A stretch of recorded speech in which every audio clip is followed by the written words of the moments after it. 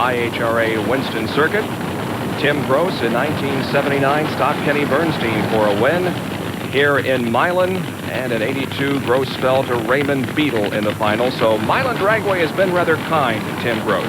See what he does here against Billy Meyer. At one time, Bob, of course, this was his home race course, and I can't stress how much work this crew has been doing on this car. This is a very old engine. This is the engine he won with here back in 1979. Parts have been flying in and flying out from all over the country all weekend here to the Detroit area, the Milan drag strip, to go into this race car, and the crew has rebuilt this car several times, but they keep getting it together just in time to run.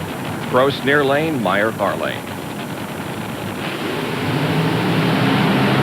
Side by side, here comes Gross. You could see him in that shot. Gross was coming on, but then Meyer seemed to come on at the end. Who got it, Bob? Another close race. It's going to be a determinant. Tim Gross with 235 miles an hour and a 5.819 is the winner over Billy Meyer. And you can see the Gross teams celebrating there. Tim Gross at 5.819. Billy Meyer, by the way, turned a 5.894 and lost. Looks like that Meyer may have beat him off the line just by a fraction of a second. You know, it's possible that Meyer pulled the trigger on a chute just a little too soon that time. Let's go to Marty Reed with a report from the tower. If you think a lot of action takes place down in the pits or at the starting line, well, it does, but this is the control tower where the nerve center of the whole operation is taking place. You can hear all the noise behind me going on. Each lane has its own indicator for elapsed time and mile per hour. Plus, there's a reaction timer. We can tell you exactly how quick each man is off the starting line. Ricky Smith gets ready to go. We'll be back for the Pro Stock semifinals in just a moment.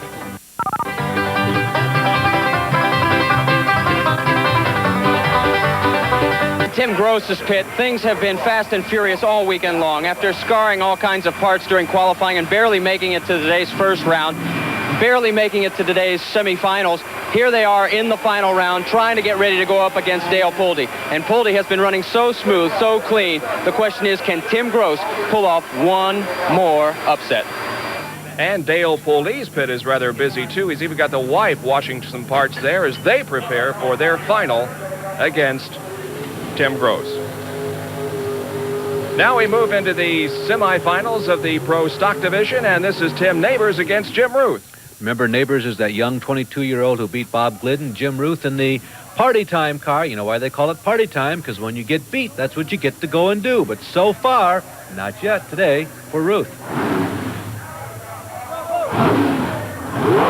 Looks like that Tim Neighbors may have a problem. The crew is opening the door, and this does not look good. Bob, I think he was staged, and if that is true, that means they may be throwing in the towel, because once you're staged, the officials assume that you're ready to go, and that light can go at any time. Yeah, they're pushing the car back, Bob. They are pushing him back, so it means that Jim Ruth will go down all alone and move into the finals, and of course he'll be standing on the accelerator in order to get lane preference. No party time yet for Jim Ruth as the 11th qualifier from Kentucky moves on. Now we're getting set for the run featuring Ricky Smith against Bruce Allen. I go up there and keep my head straight and do kind of what I got planned to do. You know, if the other guy wants to do something different, I kind of watch around and see what he's going to do, you know, let him do it. And then I do my thing right at the last minute and go on, you know, and race the guy, you know. I don't have a set pattern. Ricky Smith getting ready to go in the far lane against Bruce Allen.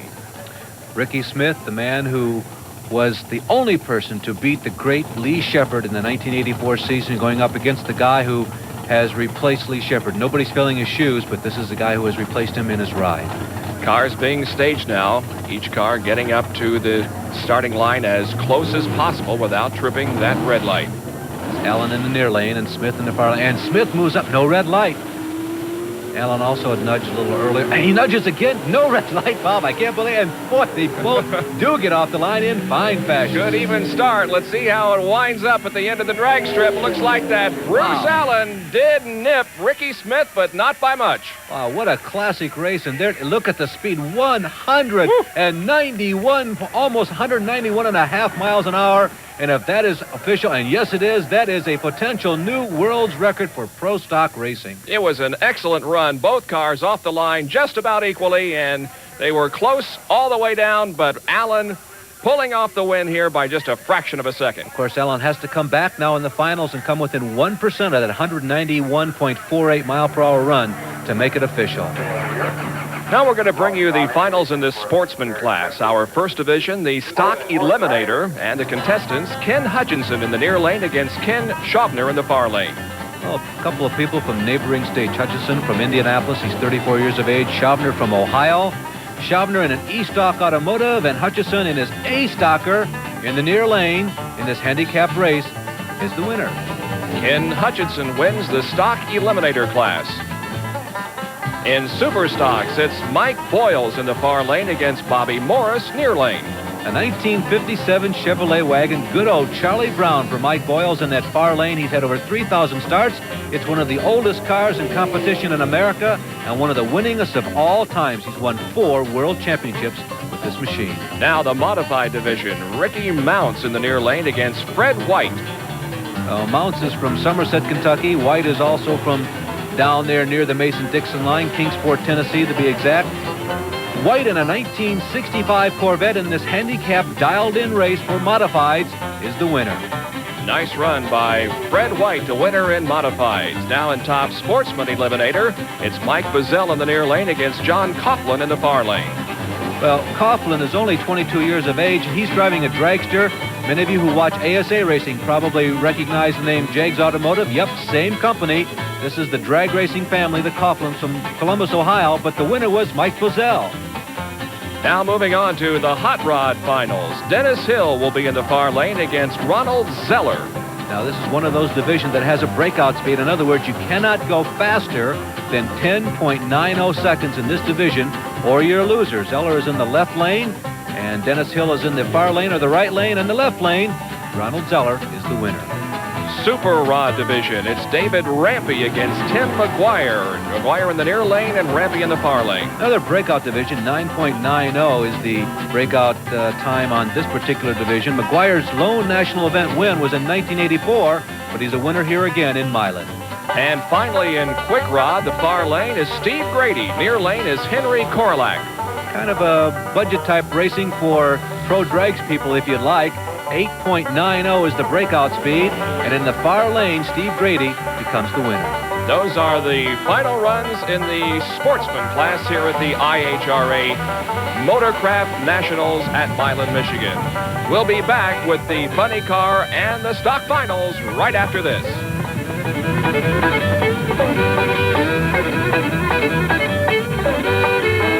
Newber and Marty Reed back at Milan. This is the Pro Stock Eliminator chart. This is how things have gone throughout the afternoon, and we're ready now for the finals in Pro Stock. It'll be Jim Ruth against Bruce Allen. The first time this year that Jim Ruth has been in a final run. And Ruth, of course, getting to the finals because both of his 2 previous competitors or 2 previous opponents broke, Tim Neighbors and Roy Hill. Bruce Allen, in the wake of that great season, he's been in the last 2 IHRA finals, which he has won 1.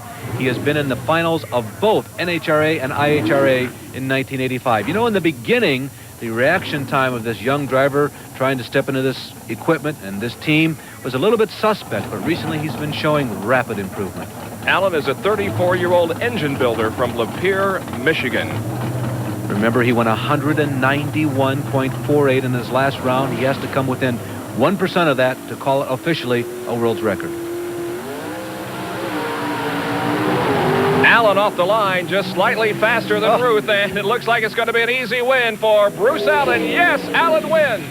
Boy, yep, I was going to say... He did it, too. 191.4, that's his exact same time that he turned in the semifinal run. I was going to say that if watching it was any indication, it looked like he had come within 1% of that winning time, but he duplicated it exactly. Here's the replay now. Watch Bruce get off the line just a little bit quicker than Jim and hold on for the victory. Of course, the trick is they have the aerodynamics that are built into these basically factory production cars to keep it down on the racetrack and have enough power to pull you through. So Bruce Allen is the winner of the Pro Stock Division. Let's go down to Marty Reed for a conversation with Bruce Allen. Bruce Allen, I've got some good news for you. 747, 191 miles an hour. Oh, we got that record. And you got the win. Yeah, that's the best we could do. That was a good run.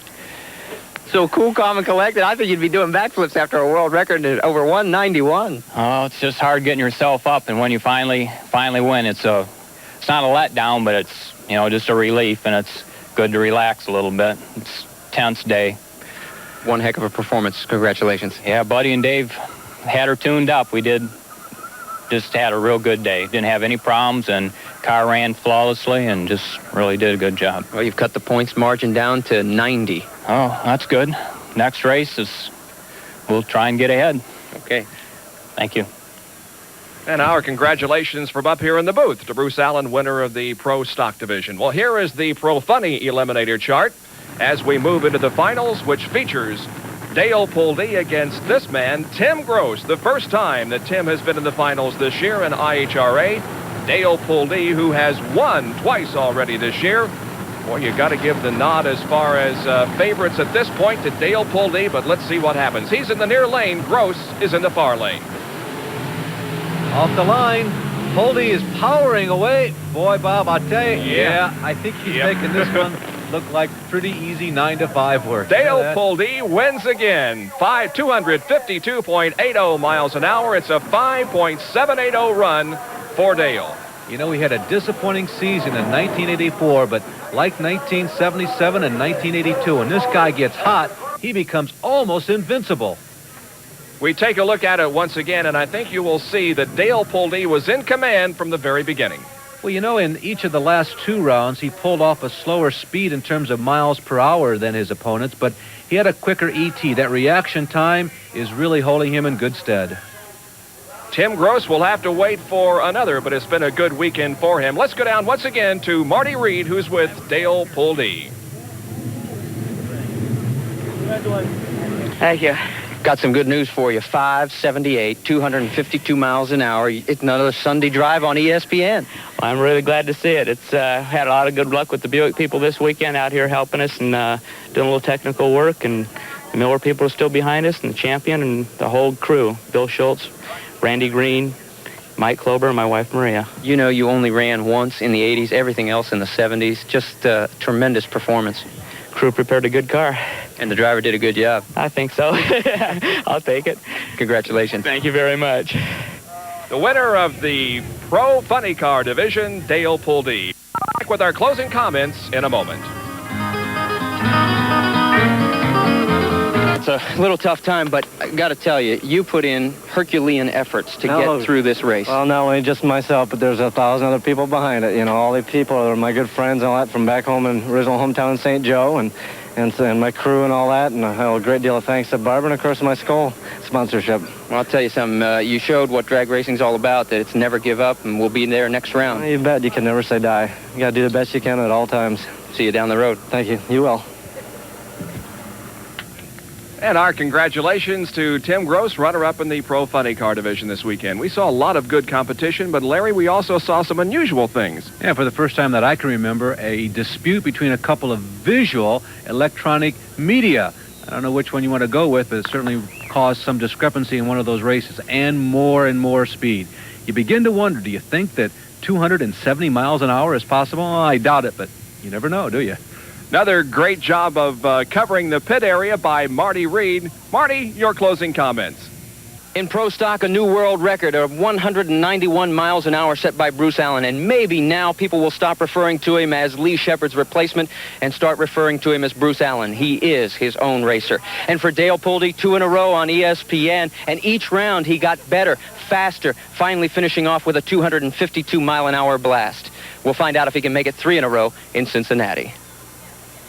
Thank you, Marty. We'll see you down the road. Well, the Motorcraft Northern Nationals have been brought to you by Stroh's and Stroh Light, fire brewed for smoother taste. And by Drag Review, all you need to know about drag racing. Thank you for joining us. For Marty Reed and Larry Newber, this is Bob Jenkins. So long, everyone. Oh, boy. We look back to see if Real good. Oh!